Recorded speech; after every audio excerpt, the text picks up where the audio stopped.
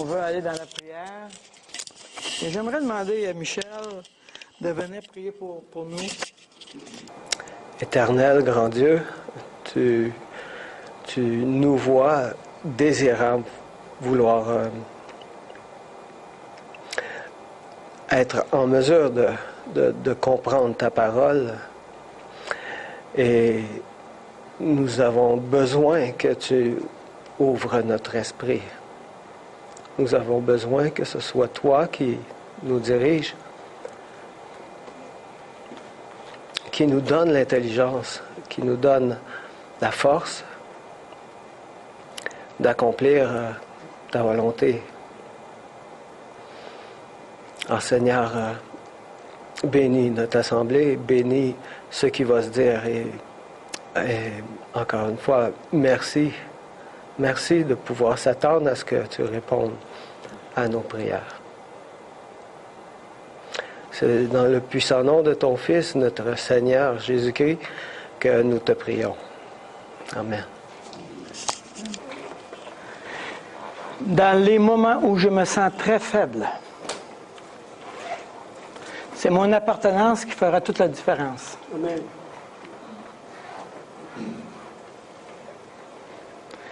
Nous avons tous à traverser des temps difficiles.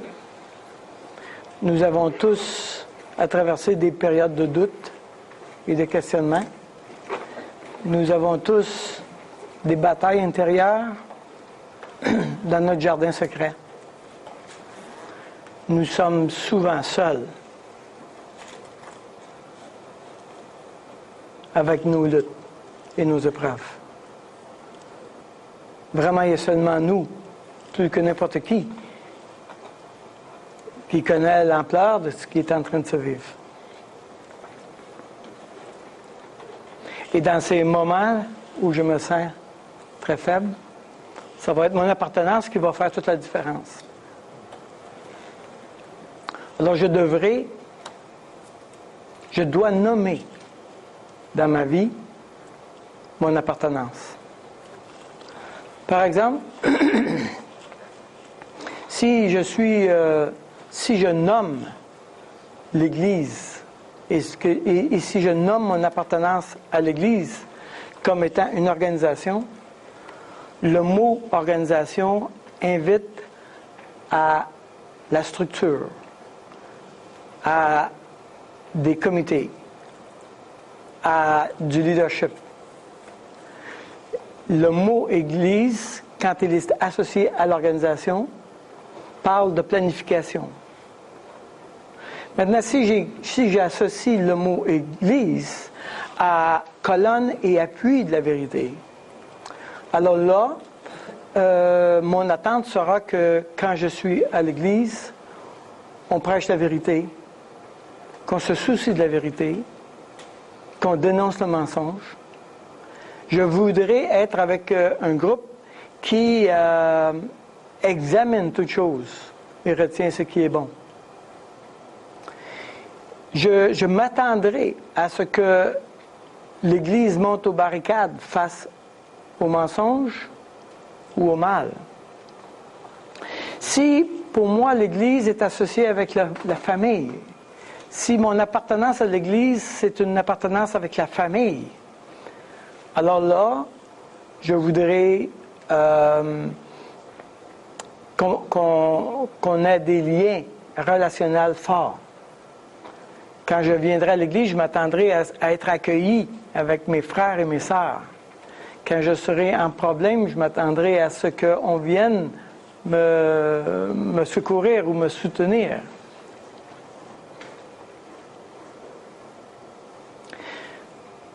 J'ai trouvé que très souvent, il y a beaucoup de croyants qui ont associé l'Église avec la famille. Et je trouve que très souvent, ce sont ceux qui ont eu une famille malade ou en difficulté, qui voudraient avoir une belle famille, parce qu'ils ont idéalisé la famille, parce qu'ils ont espèrent et désirent profondément une relation familiale importante. Ces personnes-là vont imposer leur penser leur mot d'appartenance famille au groupe, à l'Église. Donc, on peut voir comment est-ce que le mot influence mon type d'appartenance et la profondeur de mon appartenance. Le mot aussi contrôle mes décisions. Dans ma vie, à moi, le mot Église est lié avec étrangers et voyageurs. Alors, c'est assez important pour vous de savoir ça, parce que je donne la direction à l'Église. Vous devez savoir comment je pense. Et je pense que l'Église, c'est un groupe d'étrangers et de voyageurs. C'est tout vrai que c'est une organisation. C'est tout vrai que c'est une colonne d'appui. C'est tout vrai que c'est une famille. Toutes ces choses-là sont vraies. Et on doit les considérer. Mais il faut quand même admettre que dans nos vies, il y en a une en particulier qui reste accrochée. Personnellement, c'est celle d'étrangers voyageurs. Et l'image que j'ai, c'est ça dans ma tête. Nous sommes en route sur la mer du monde, dans ce bateau, et en route vers la Nouvelle Jérusalem, conduite par notre Dieu. Et en route sur la mer du monde, nous sommes en train de recueillir des naufragés. Dans la chaloupe, c'est la désorganisation totale. Il y en a qui sont mouillés, il y en a qui ont faim, il y en a qui sont blessés. Il y en a que ça fait un petit moment qu'ils sont dans la chaloupe, alors ils ont eu le temps de sécher, et puis tout ça, et ils commencent à prendre soin de ceux qu'on vient de réchapper. Mais c'est vraiment pas une situation confortable. Et on est toujours en mouvement, ça n'arrête jamais. On est toujours vers la Nouvelle Jérusalem, et nous sommes toujours entourés de gens qui sont en train de mourir. Dieu met sur notre route ces gens-là, et on les recueille. Nous sommes dans la chaloupe, on doit avoir un minimum d'organisation et d'équipement pour faire face aux difficultés. Mais nous sommes étrangers et voyageurs, tout ce qu'on fait est temporaire. Parce qu'un jour, on sera dans la Nouvelle Jérusalem. Et nous sommes en route avec lui. Maintenant, si je pense à Dieu, si je pense à Dieu comme créateur et que j'appartiens, mon appartenance, j'appartiens à un créateur. Alors là, ma relation va être avec Dieu de créature. Et il est possible que tu aies une pensée à Dieu, puisque Dieu est créateur, il est très loin, très grand, très puissant, mais aussi presque inaccessible. Il est le créateur. Peut-être que ton mot-clé, quand tu penses à Dieu, c'est juge. Alors là, quand tu chemines dans la vie, tu peux te sentir coupable parce que tu as manqué une loi. Tu peux te sentir en danger. Tu peux réclamer justice et pas te sentir traité justement traité par le juge. Tu peux aussi exiger du juge qu'il soit juste envers tes ennemis.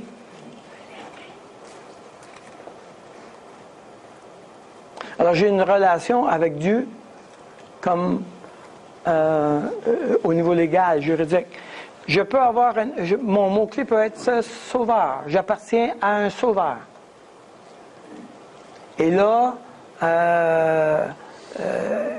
il est proche de moi. C'est un ami. Il vient, il me fait miséricorde. Il a été bon avec moi, gracieux. Et donc, et tous ces mots-là sont vrais encore, mais ça ne veut pas dire que dans ma vie à moi, ils sont plus significatifs. Dans ma vie à moi, et la question vous est posée, quel est le mot qui vient à ton esprit quand tu penses à Dieu?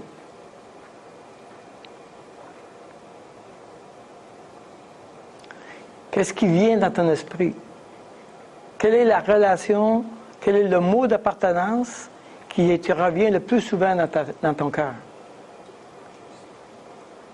Ça détermine ta relation avec Dieu et ça détermine comment tu vas traverser la difficulté dans ton problème. Si tu as un grave problème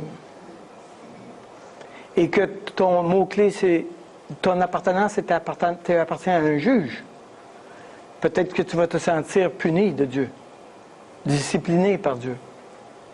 Si tu appartiens à un créateur, peut-être que tu vas te sentir laissé à toi-même. Il m'a créé, maintenant, il ne s'occupe plus de moi.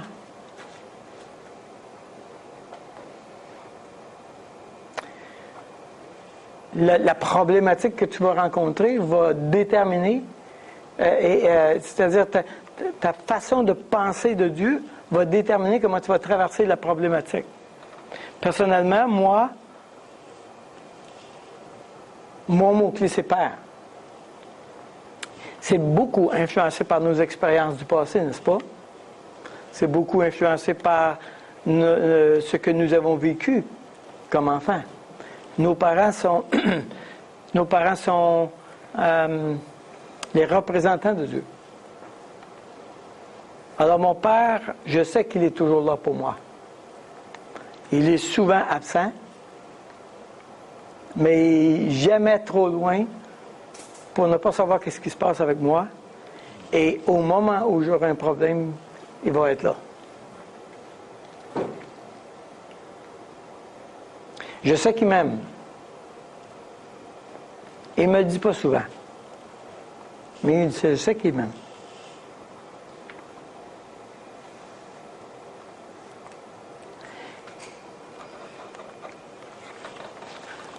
Donc, mon appartenance va contrôler mes attitudes et mes décisions. Tu appartiens à quel Dieu? Un juge? Un sauveur? Un créateur? Un père? Il y en a beaucoup d'autres. Beaucoup d'autres. J'en ai nommé 4. Ça sera à toi à nommer, parce que ça va contrôler.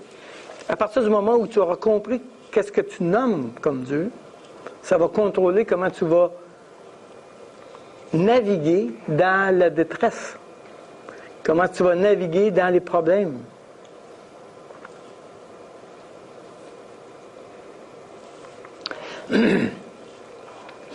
De la même manière aussi, toutes nos expériences passées, positives et négatives, on les ramène dans le domaine de Dieu parce que nos parents étaient les représentants de Dieu.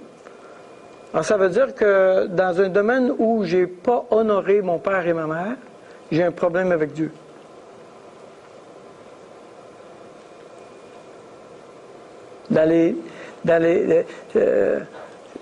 Si tu n'as pas honoré ton père parce qu'il était désorganisé,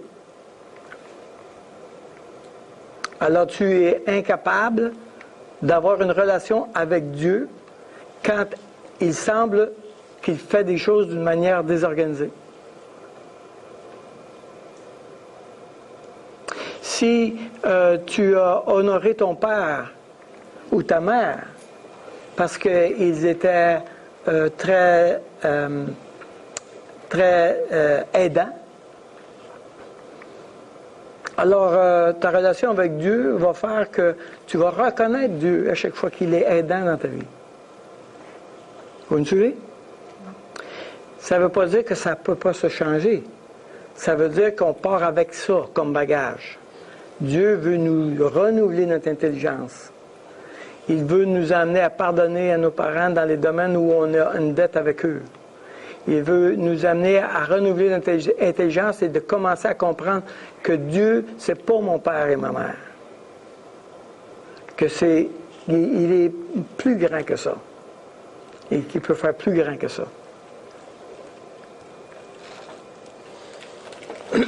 Alors, ce matin, ce j'aimerais faire, c'est de visiter cette idée que Dieu, c'est un berger. C'est un berger. ce n'est pas un mot qui nous est familier parce que nous ne sommes pas un peuple de bergers. Ce n'est pas notre expérience de vie. Nous n'avons pas grandi, la plupart d'entre nous, sur une ferme avec des brebis. Donc, on doit renouveler notre intelligence et apprendre de Dieu quelque chose de nouveau pour nous. L'Éternel est mon berger. J'aimerais qu'on lise ensemble ce passage. Psaume 23.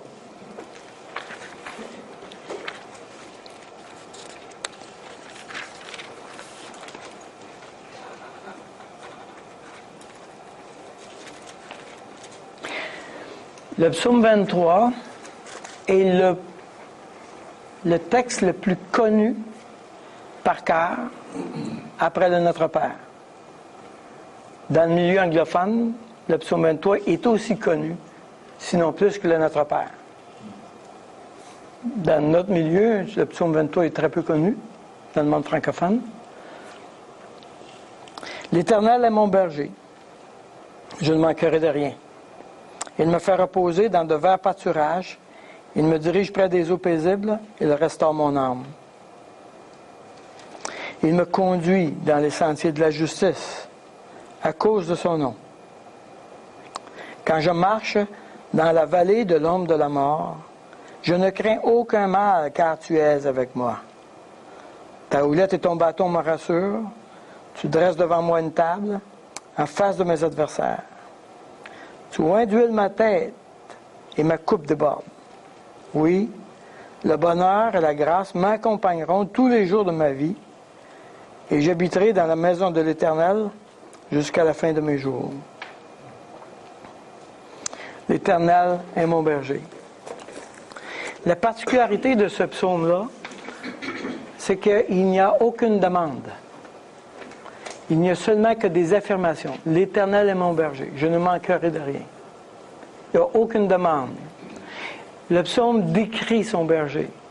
Et David, qui est berger lui-même, se place dans la peau de sa brebis. Et il fait parler une brebis, comme lui-même est une brebis de l'Éternel.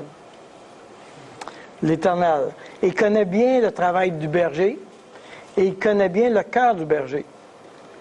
Il connaît sa préoccupation comme berger.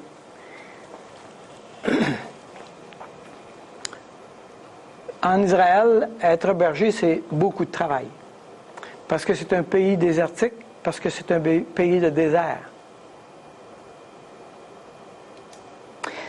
Dieu m'a donné le privilège d'aller en Israël et quand on a voyagé du lac de Galilée vers Jérusalem, c'est un voyage de 2 heures. Il n'y a que du désert pendant 2 heures de temps. Et là, au plein milieu du sable et des roches, un troupeau de brebis. Au premier troupeau, on ne dit rien parce que, bon, mais après, quelques-uns, là, on commence à dire, mais qu'est-ce qu'ils peuvent bien faire en plein milieu du désert? Il n'y a rien à manger. Et les guides nous ont dit, ils voyagent et les brebis repèrent les petites racines qui sont près des roches. Et ils mangent ça. Le berger doit continuellement marcher et calculer le temps de marche pour que sa brebis puisse manger, mais aussi qu'elle puisse se reposer. Donc, il faut qu'elle ait suffisamment mangé pour qu'elle s'arrête pour se reposer. Donc, il y a un calcul en temps, mais il y a aussi un calcul en temps par rapport à l'eau, parce qu'on est dans le désert. Donc, il faut que sa brebis boive. Donc, le berger est continuellement en train de planifier, organiser et réfléchir comment on va emmener son troupeau d'un point à l'autre pour qu'elle mange et qu'elle boive de manière à puisse se reposer. Donc, il réfléchit continuellement.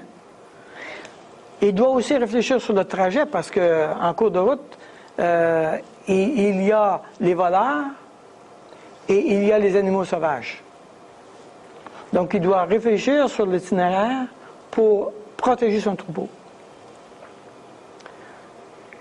Pendant la nuit, il doit dormir près de son troupeau pour protéger son troupeau des invasions et des animaux sauvages. C'est un travail de 24 heures par jour. Alors, il connaît bien le travail des bergers. Maintenant, quand David parle que l'Éternel est son berger, ça ne vient pas uniquement de l'idée que lui est un berger, puis il pense à Dieu comme étant un berger, mais c'est beaucoup plus grand que ça. David vient d'une nation de bergers. Les Hébreux sont des bergers. Toute la nation est des bergers. Quand ils se sont présentés en Égypte, les Égyptiens n'ont pas accepté de vivre avec eux parce qu'ils étaient des bergers. Et ils ont placé les bergers, les Hébreux, en dehors, au Goshen, pour ne pas être en contact avec ces gens-là. Et tout au long de l'Ancien Testament, nous sommes en présence d'un Dieu qui parle à son peuple comme un berger. Alors, c'est vraiment important de comprendre qu'il y a un arrière-plan. L'Éternel est mon berger. Qui est donc cet Éternel? Qui est donc cet Éternel pour être mon berger? Dans Ésaïe, chapitre 40, dans le psaume 78, il fit partir son peuple comme des brebis. Il les conduisit comme un troupeau dans le désert. Il les dirigea sûrement pour qu'ils soient sans crainte, et la mer couvrit leurs ennemis. Et ici, l'image, c'est le berger qui sauve son peuple des Égyptiens qui traversent la mer Rouge. Voici, le Seigneur, l'Éternel, vient avec puissance. Comme un berger, il paîtra son troupeau, il prendra les agneaux dans ses bras, et les portera dans son sein, et il conduira les bergers qu'il allait. Les brebis qu'il allait. Un psaume dans Ésaïe, chapitre 40. Voici, le Seigneur, l'Éternel, vient avec puissance. L'Éternel est mon berger. Dans Jérémie 31, 10, ça dit, « Nations, écoutez la parole de l'Éternel et publiez-les dans les îles lointaines. Dites, celui qui a dispersé Israël la rassemblera et il le gardera comme le berger garde son troupeau. » Encore une fois, Dieu, Yahweh, se déclare le berger d'Israël. Tournez avec moi dans Ézéchiel chapitre 34, verset 11.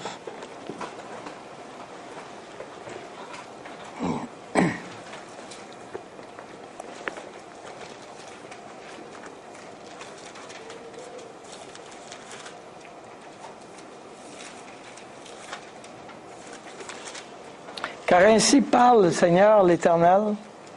Voici, j'aurai soin moi-même de mes brebis, et j'en ferai la revue.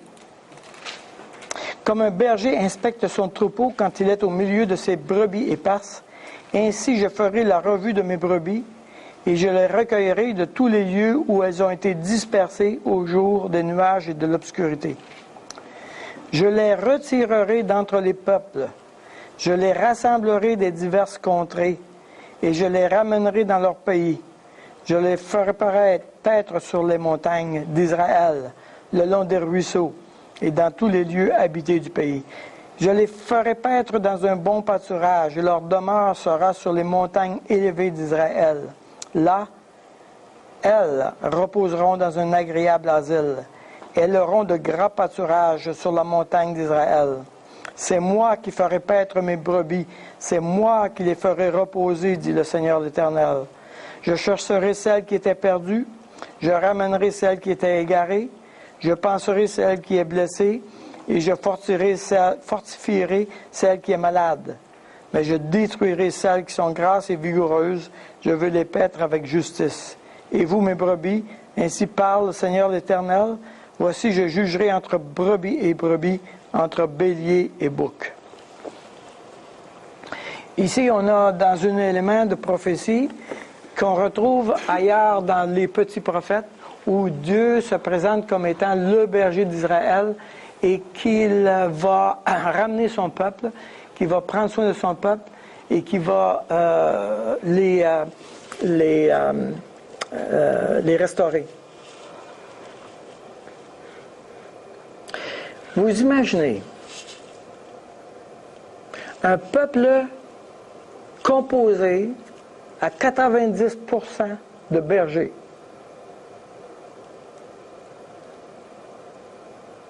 Qui entendent, moi l'Éternel, je serai votre berger. Moi l'Éternel, je suis le bon berger.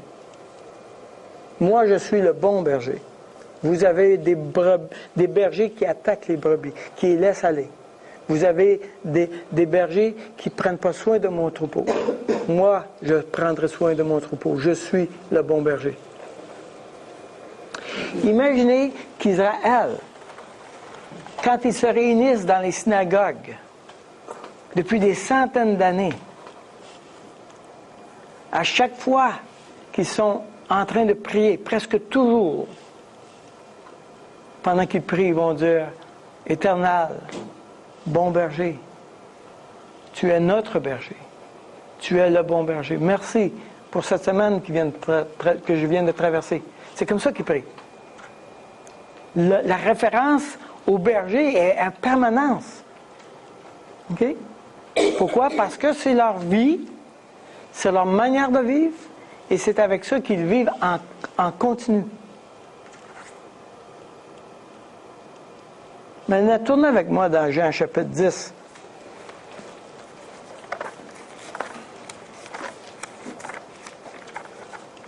Et au verset 11.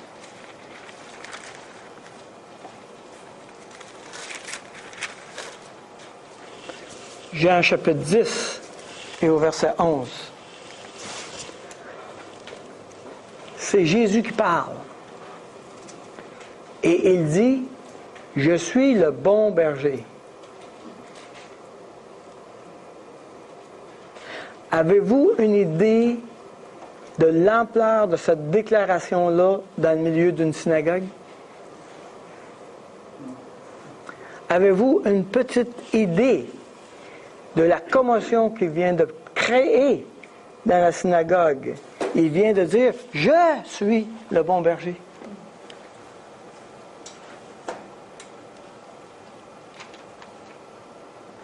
C'est tellement puissant. C'est un scandale. Regardez au verset, verset 19, à la fin de son discours. Il y eut de nouveau, à cause de ces paroles, division parmi les Juifs. Plusieurs d'entre eux disaient, il a un démon, il est fou.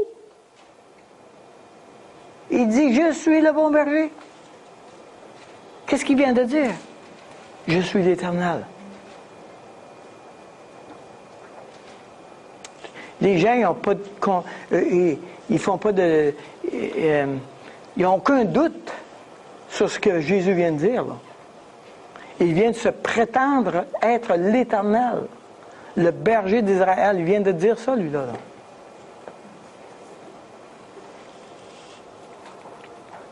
Je suis le bon berger.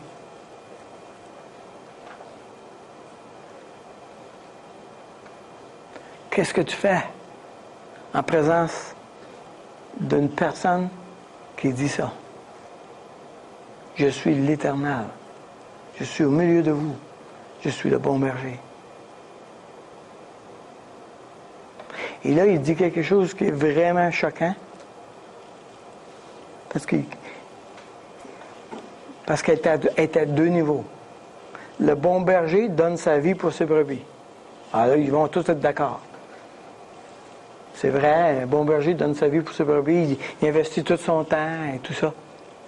Mais Jésus va plus loin que ça, n'est-ce pas? Il pense beaucoup plus loin que ça. Il va donner réellement sa vie. Il va donner réellement sa vie.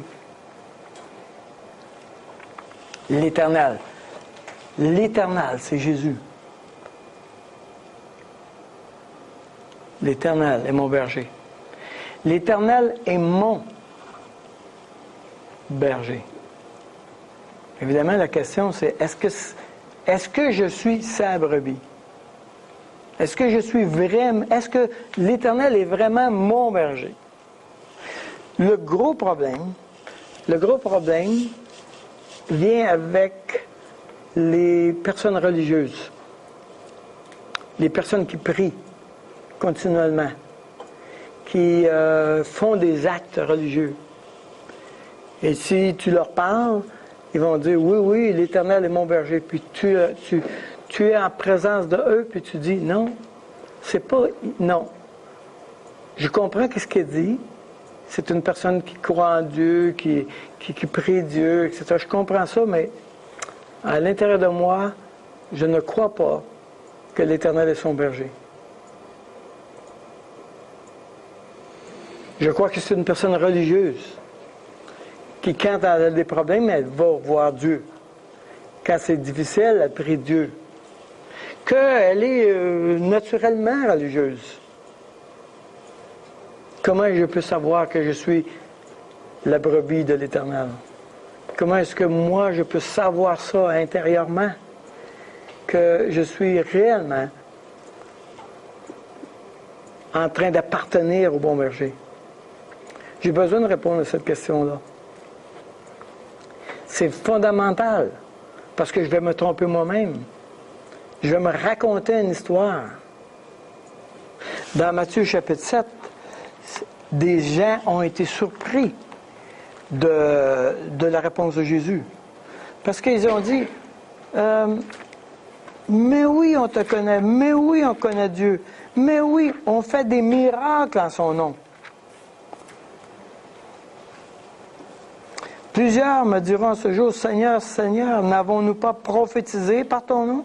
N'avons-nous pas chassé des démons par ton nom?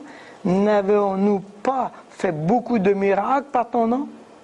Alors, moi, Jésus, je leur dirai ouvertement, je ne vous ai jamais connu. Imaginez l'illusion qu'on peut entretenir de vivre avec le sentiment que Dieu est avec nous. Nous prophétisons, nous chassons des démons, nous faisons des miracles. Imaginez, Jésus met le top, il met le maximum. Tu ne peux pas avoir plus religieux que ça. Non? Et Jésus dit, je ne te connais pas. C'est troublant. Comment je veux savoir? Comment je veux savoir que je suis une vraie brebis? Si tous ces actes religieux-là ne sont pas un indicateur de mon appartenance. Et Jésus répond, et il répond à cette question. Il donne la réponse dans Matthieu chapitre 7, verset 24. C'est pourquoi quiconque entend ces paroles que je dis et les met en pratique. Jésus dit, la brebis, ma brebis, elle entend ma voix et elle me suit.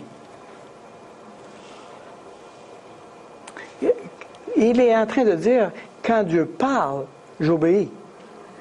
Quand Dieu parle, je considère ça comme la plus haute autorité sur moi. Et je vais choisir de pratiquer ce que Dieu dit, même si moi, je n'ai pas le goût de faire ça.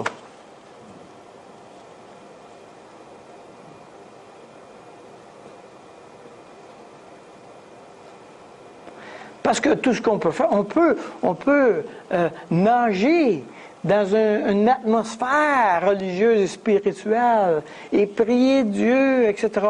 Sauf que quand Dieu parle, je continue à faire à mon idée. Jésus dit, mes vraies brebis, là, okay, mes vraies brebis, elle entend mes paroles et les met en pratique. C'est ceux-là, mes vraies brebis.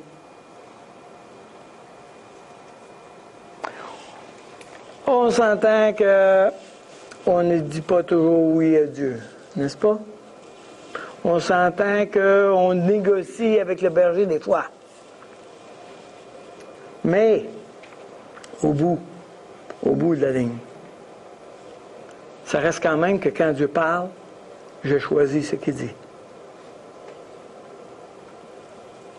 Mes brebis entendent ma voix et elles me suivent.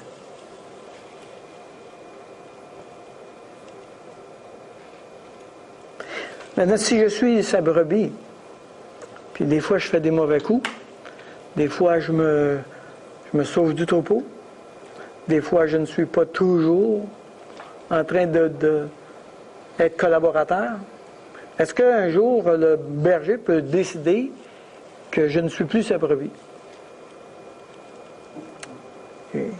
Et Jésus répond à ça, toujours dans Jean chapitre 10. Il dit non. Les brebis que j'ai, je les garde et personne ne va les ravir de ma main. Non. C'est impossible qu'une brebis qui m'a été donnée, je la perde. Je peux la discipliner, je peux lui faire traverser des choses difficiles, mais je vais toujours prendre soin de ma brebis. Je leur donne la vie éternelle et elles ne périront peut-être. On verra. Ça dépend.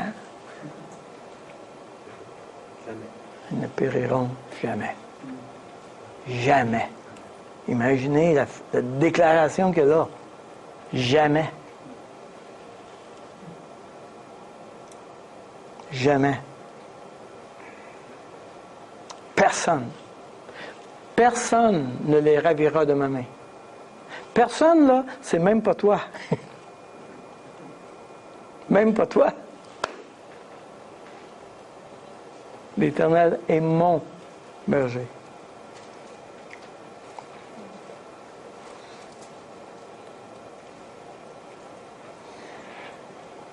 Est-ce que le berger peut perdre sa brebis? Là aussi, on a besoin d'apprendre parce que nous, on ne connaît pas tellement ça, les bergers, n'est-ce pas? Si vous avez déjà vu comment les bergers fonctionnent au Moyen-Orient, c'est troublant. Parce que le berger part, puis c'est les brebis qui suivent. Tu n'es pas en arrière du troupeau pour surveiller qu'ils sont tous là. Non. Tu marches en avant. Alors, si tu as 100 brebis, la dernière est loin en arrière, là.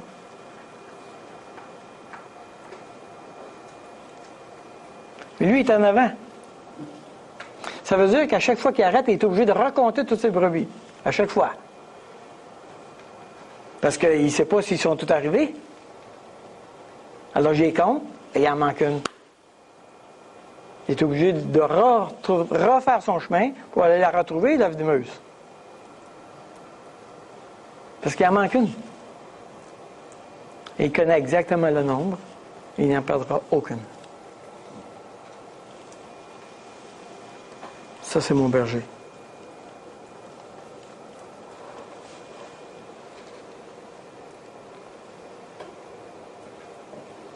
Est-ce que c'est ton berger? Est-ce que c'est ton berger maintenant? Est-ce que tu peux dire, prends ma vie, mène-la comme tu veux. Toi, tu es le bon berger, tu connais beaucoup mieux que moi comme brebis ce que j'ai besoin. Beaucoup mieux. Alors maintenant, là, seul avec toi, je veux que tu prennes ma vie. Je veux que ce soit une vie qui t'appartienne.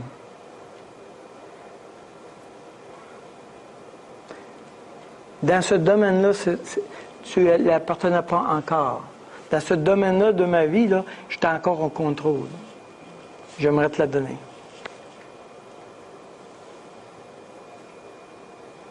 Parce qu'il faut admettre que c'est progressif, n'est-ce pas?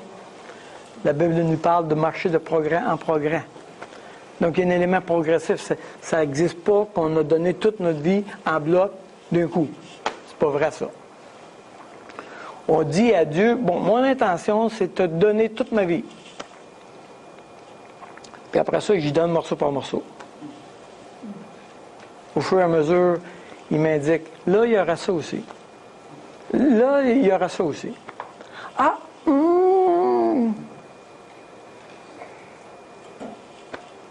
Ma vie. Ma vie.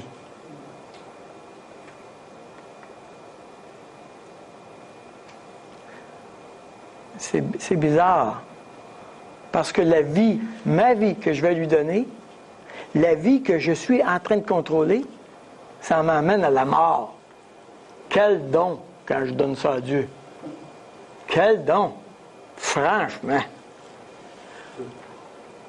On ne lui donne pas grand-chose de bon. N'est-ce pas? Au bout de la ligne, là, on ne lui donne pas grand-chose de bon. Mais tout ce qu'on lui donne, lui, il va le transformer en vie.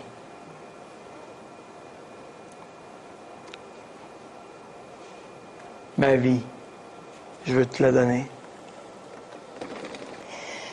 Ma vie, enfin, je te donne. Ô Jésus, agneau de Dieu. Prends-la, je te l'abandonne.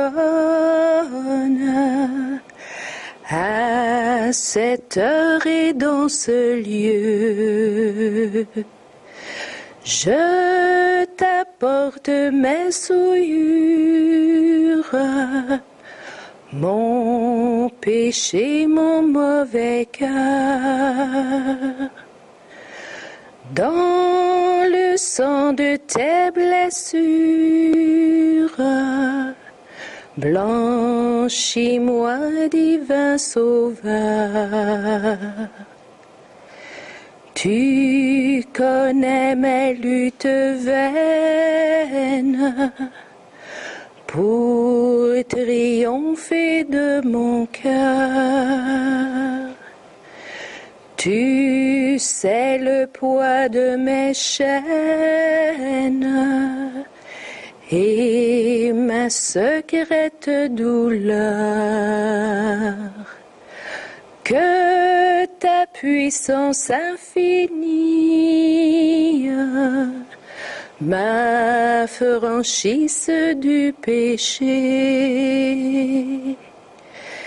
et que par l'esprit de vie du mal je sois détaché. Sans réserve je me livre, je ne garde rien pour moi. Mon désir est de te suivre, d'être à tes ordres, mon roi. Joyeux dans l'obéissance que tu donnes que je peux. Sans plus tarder, je m'élance d'un coup d'aile vers les cieux. Celle à jamais l'alliance que je traite maintenant. Et dans ton amour immense, viens signer de ton sang. Si je regarde à moi-même, un instant je suis perdu. Mais tu sauras ton cœur même me tenir debout, Jésus.